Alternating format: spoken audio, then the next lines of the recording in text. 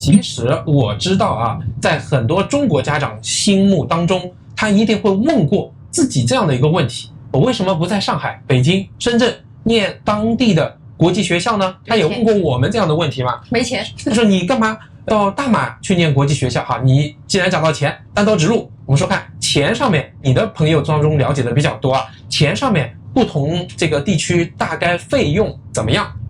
我做了一个简单的统计，我身边95%以上的朋友都是把孩子送到国际学校去的，我们绝对是异类。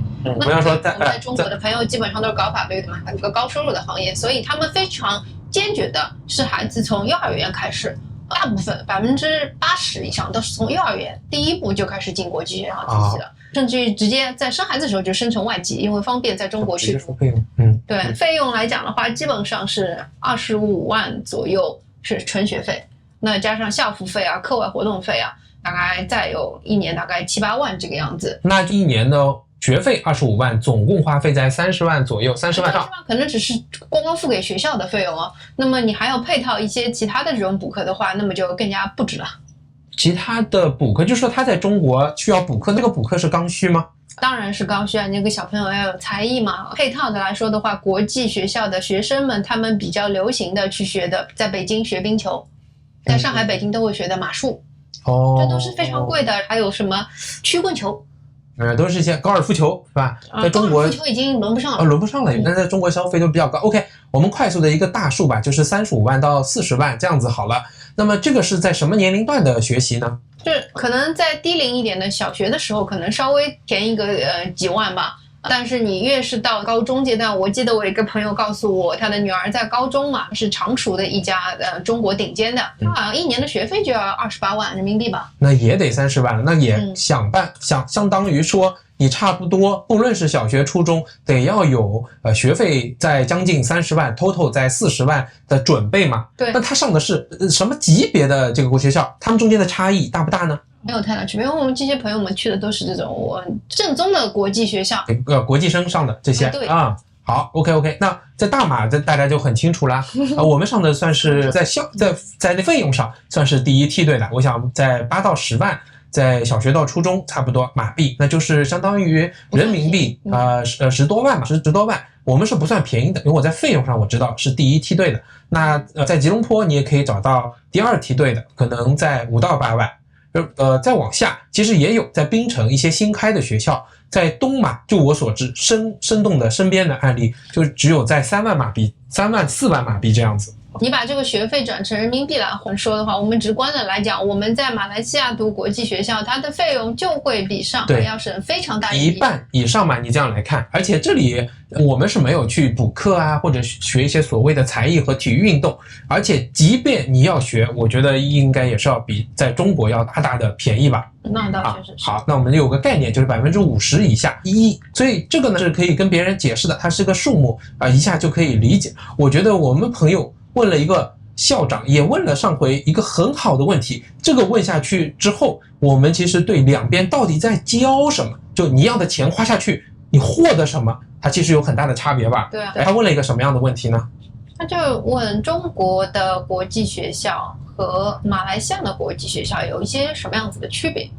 对，他问了校长，因为他知道我们这位校长过去在中国有过不同地点7年的做国际学校校长的经验。那校长的回答我觉得也是相当的坦诚和精彩，我们在 YouTube 上还是可以跟大家讲一讲的啊，你来复述一下吧，好吗？校长他里面所说的，简而言之就是你所学习的内容以及你所学习的内容受到的政府部门的监管是完全不一样的。众所周知，可能也不一定是众所周知，但是在中国的话，应该是在这过去大概将近10年的时间里面，是发生了一个缓慢的但是巨大的国际学校的政策上的转变。之前是提倡说是欢迎那些国际学校到中国来办学。那当时也设置了限制，是中外合办，也就是外资必须要找一个中国的 local partner 进行合资。没错，当时这个比例还是比较友善的，可能通过各种样子协议安排，能够实现说外方股东，也就是说外资学校在中国能够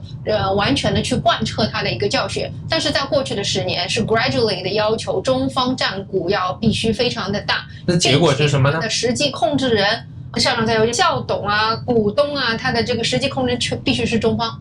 是，这是一个你讲的这个学校管理上的一个差别。对，学校管理上的差别就会导致了说，对于这个师生的比例上面，应该说是教职工的配比上面，应该也会有直接的影响嘛。接下来第二点是非常直接的，中国政府对国际学校监管越来越多，这个监管是体现在说日常的教学过程当中的一个内容上的学习，对，是教材。因为中国大家知道有一个所谓叫9年制义务教育，这就是政府必须要让他的国民起码接受9年的这个教育，并且国民有义务把自己的孩子送到学校里面去，这是一个强制的一个法定义务。没错。对，那么9年义务制教育体现在这个教学上面，就是要使用国家的配套的9年义务制教育的教材。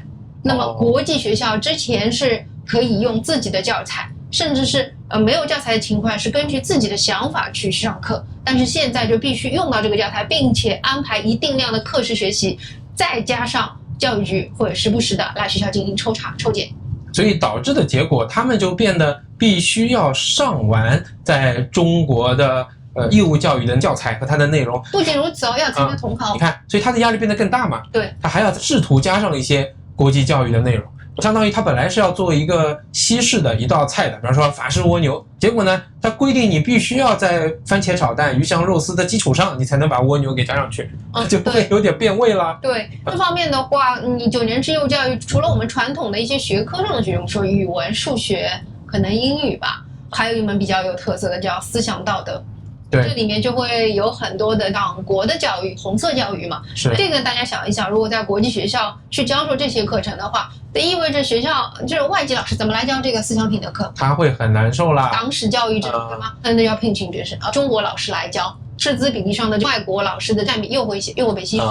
以前我是常常听到这个说法，但从来没有在官方得到验证。这个校长也这样讲啊，我觉得算是一个对我来说是比较强的一个确认了。我记得啊，你以前还讲过，因为最近包括之前疫情的管控，已经有越来越多的外国人在中间，当然就包括外籍的一些老师离开了中国，所以国际学校面临一个师资的问题，这是我们可以补充的吧？对，是非常严重。首先是国际学校的师资的这样一个流失嘛，我的朋友们他们在上海啊、在北京啊这些地方都非常印象深刻的，像那种欧美级的老师，他是很多的离开中国了。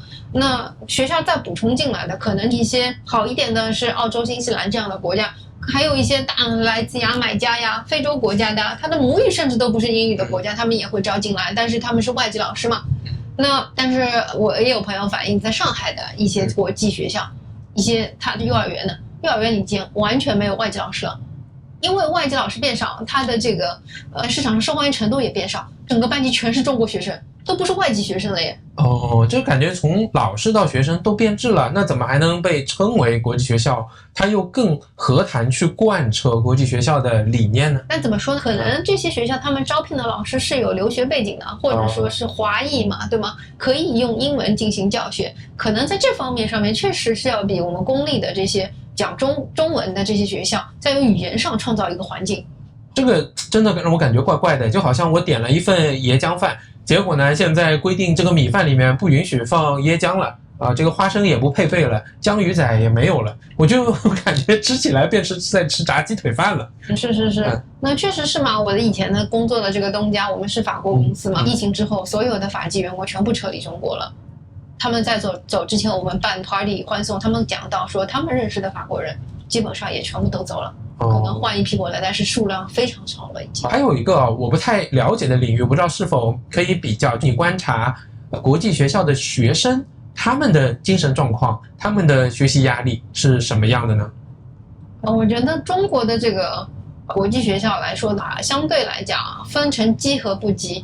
所谓的基就是学校里面上课都是一副 love and peace， 你感觉课业不是很重，但是学校最终是要面对考试的嘛，所以他会给你很多时间，也会给你很多的暗示，你要在外面去补课，这是一派。还有这基派的话，就直接在课堂上面就非常急压力竞争非常大，考试也比较多，所以我也有朋友孩子在中国的国际学校抑郁的，甚至停学的，算是个案吧。对 ，OK， 行，那我们在观察大马的，就看我们之前的节目就好了。我们讲了很多，我们当然算是又在大马又是不羁的这一派。好，我们总结一下，所以你看啊，在中国以我们的个案来讲的话，和在大马念国际学校比较大的区别，一个是在费用上面，第二是在教学内容第三学校的管理方式师资都是有一些比较大的区别。我觉得第4个还有一点，就是将来在中国念国际学校，就中国国际学生几乎这条路是堵死的。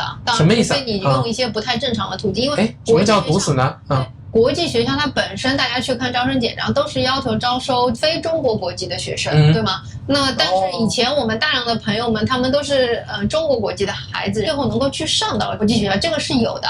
所以说，你说咱们老的传统的标准的中国国际学校，将来可能就是只是面向外籍的孩子，也就是说，你要为了上中国的国际学校，你可能必须有一个外籍孩子，对他国籍线要变换过来。以前是可以的，是吧？以前是比较松的。好吧，那这个又发生了变化，而且他们又要变成上政府指定的那些内容作为基本的材料。对，这感觉是怪怪的哈。中国国籍的孩子可能只能去上这个叫私立学校。